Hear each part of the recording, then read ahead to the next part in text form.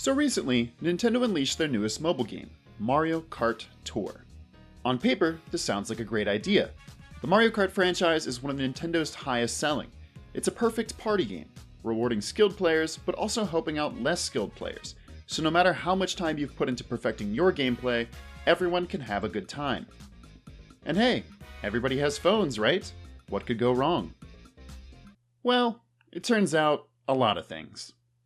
The game starts you off with 2 characters at random, allowing you to unlock more characters and vehicles by using the game's built-in gachapon mechanics, a term coined off the Japanese gachapon machines.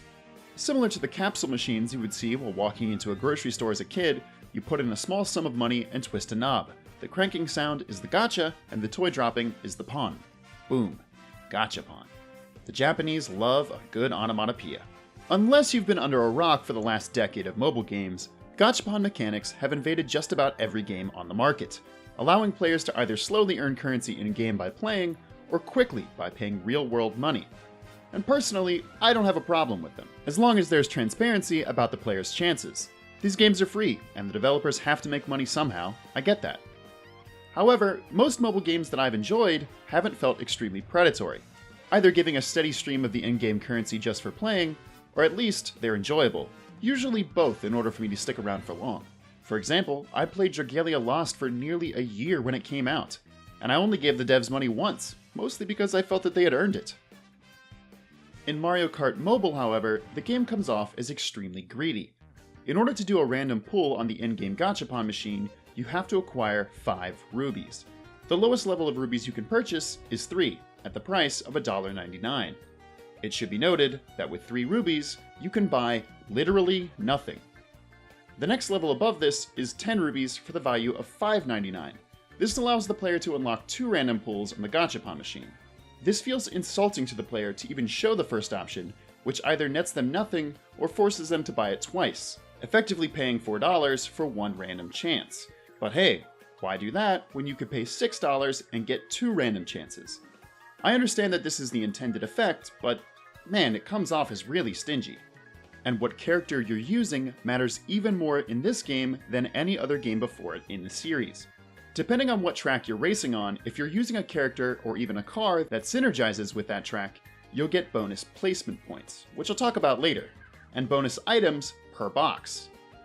Say you were going to get 1 red shell for passing through an item box. Well, because you're playing as New York flavored Mario on their New York track, not sure why it isn't called New Donk City, well, now you're going to get 3 red shells, every time, creating a serious advantage and incentive to unlock as many characters as possible. And I wish I could say that this is the extent of them nickel and diming the player. You can also opt into a monthly gold pass, which will unlock certain higher tier characters and cars, as well as more rewards from completing races. But the major reason someone would want to pay for the gold pass is it is the only way to unlock racing at 200cc.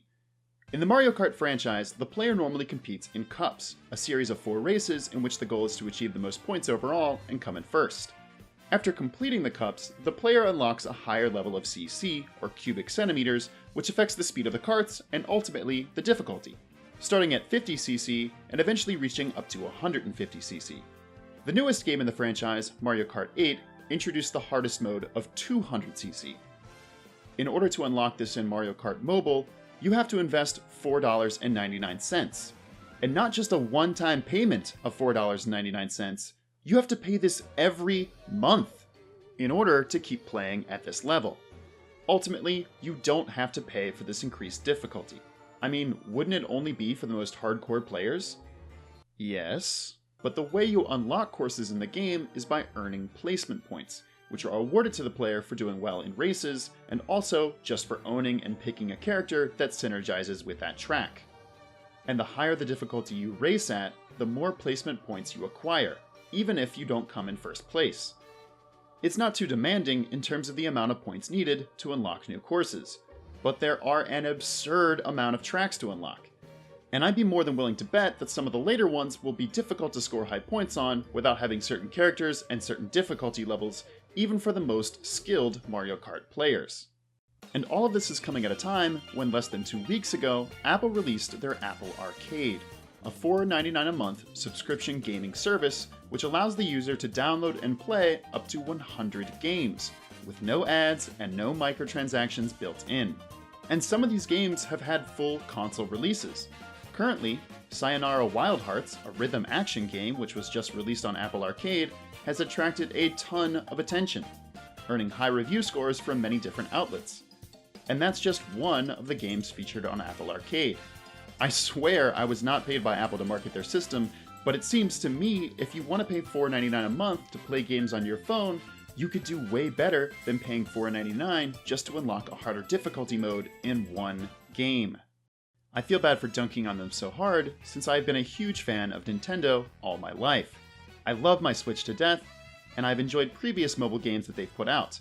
Fire Emblem Heroes was spectacular. Dragalia Lost was inventive. Pokemon Go was revolutionary. Miitomo, Dr. Mario World was amazing, and now here we are with Mario Kart Mobile.